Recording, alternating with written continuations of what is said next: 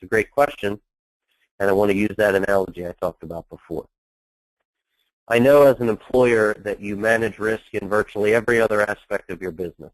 Many employers actually have a risk management team. So I ask you this question.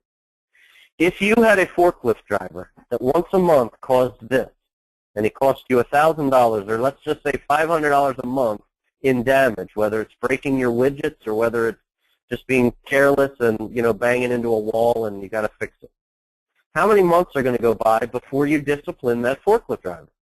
2 or 3 at most? Well, here's why that's important. This forklift driver is very well a type 2 diabetic. And type 2 diabetes is an interesting illness because it's not one that you pick up by walking into a dirty bathroom. Type 2 diabetes is a disease that's acquired through a lifetime of a reasonably poor diet and a lack of exercise. And the way that you reverse diabetes is exactly the same. It's the opposite. Eat better and exercise. Now, the facts are this.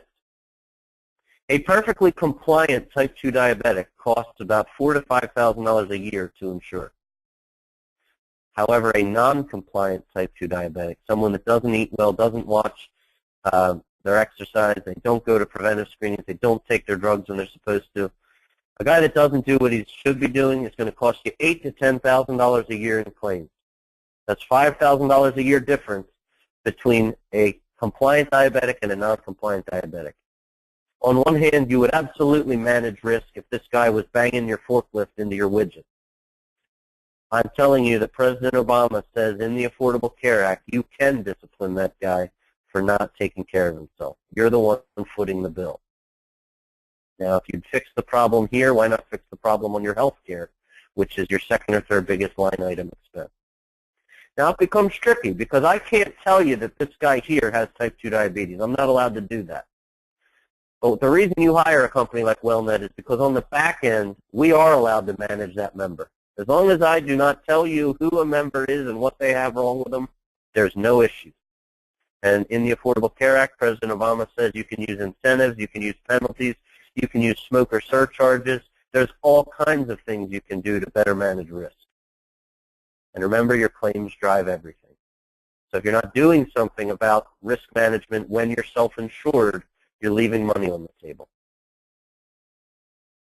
I like to call this guy over here Johnny. Johnny the forklift driver for purpose of this example. Now, how do we go about helping you identify how many Johnnies you've got in your organization? As I said before on one of the early slides, we analyze the known risk. We're going to have your pharmacy claims. We're going to have your medical claims. I can see if he's going to the doctor or not. I can see if he's taking his drugs or not. What many organizations do is implement health risk assessments and biometric or lab screening. That means that even if someone's not using the health plan, if we can get their blood work, I can figure out if he's a diabetic or not. And frankly, if he's a diabetic and he's not using drugs, and he's not going to the doctor, I need to refer him to a primary care physician. It's all about intervening early and addressing the known risks through these types of programs.